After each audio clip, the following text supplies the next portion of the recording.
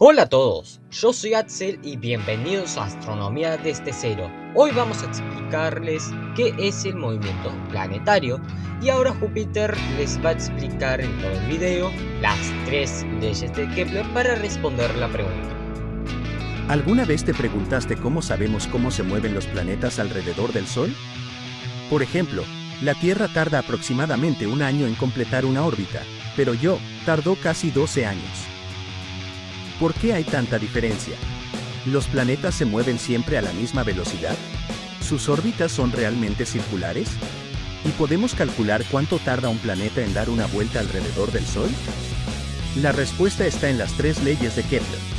Hace más de 400 años, el astrónomo alemán Johannes Kepler descubrió tres leyes que describen cómo se mueven los planetas alrededor del Sol. Y aunque fueron formuladas hace siglos, siguen siendo fundamentales para entender nuestro sistema solar.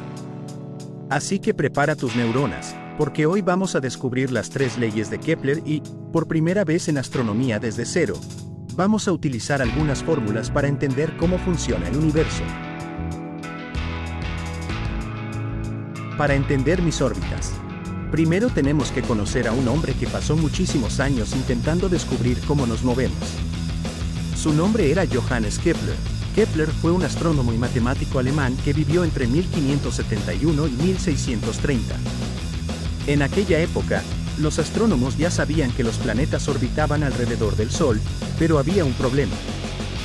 Se pensaba que las órbitas de los planetas tenían que ser círculos perfectos. ¿Por qué?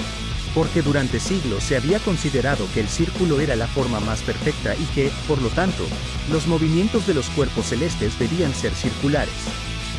Pero las observaciones no terminaban de encajar. Y aquí entra otro personaje muy importante, Tycho Brahe.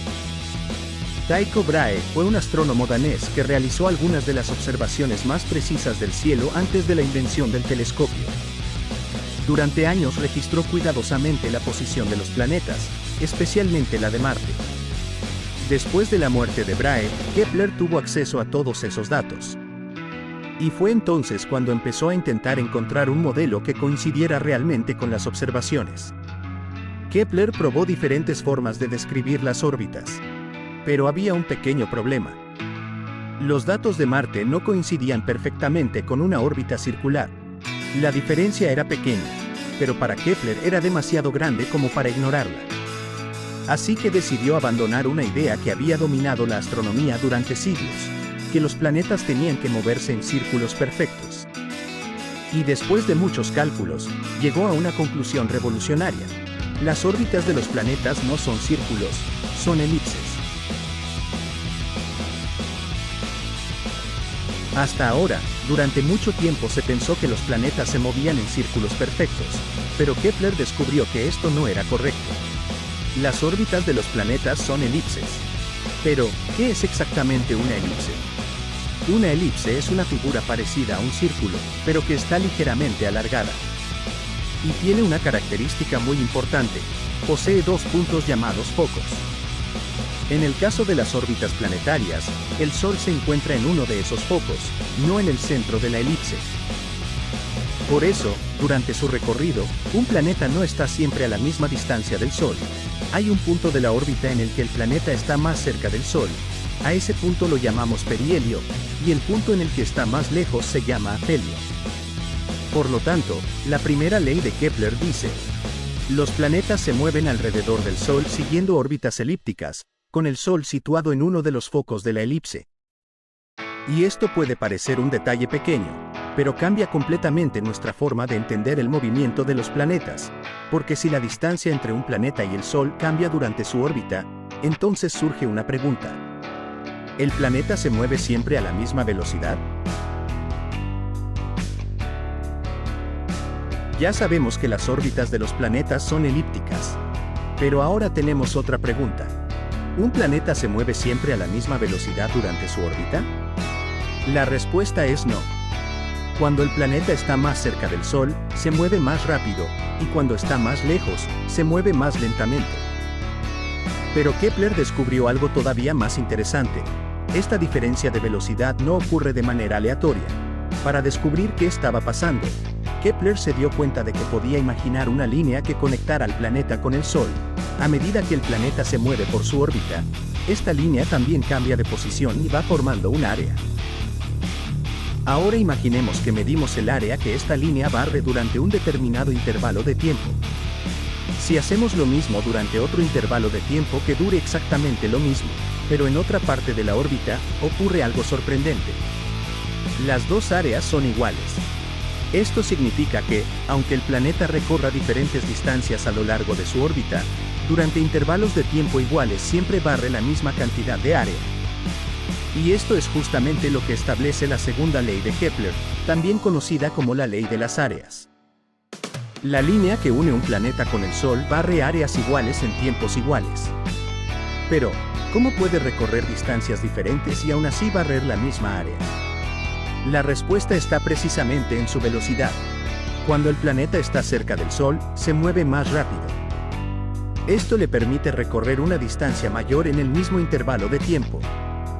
Cuando está lejos, se mueve más lentamente y recorre una distancia menor. De esta manera, el cambio de velocidad compensa la diferencia de distancia respecto al Sol y hace que las áreas barridas sean iguales. Y así, Kepler descubrió que los planetas no mantienen una velocidad constante durante toda su órbita. Se aceleran al acercarse al Sol y se ralentizan al alejarse. Pero todavía queda una última pregunta. ¿Existe alguna relación entre la distancia de un planeta al Sol y el tiempo que tarda en completar una órbita? Kepler encontró que sí. Y para explicarlo, vamos a llegar a su tercera y última ley.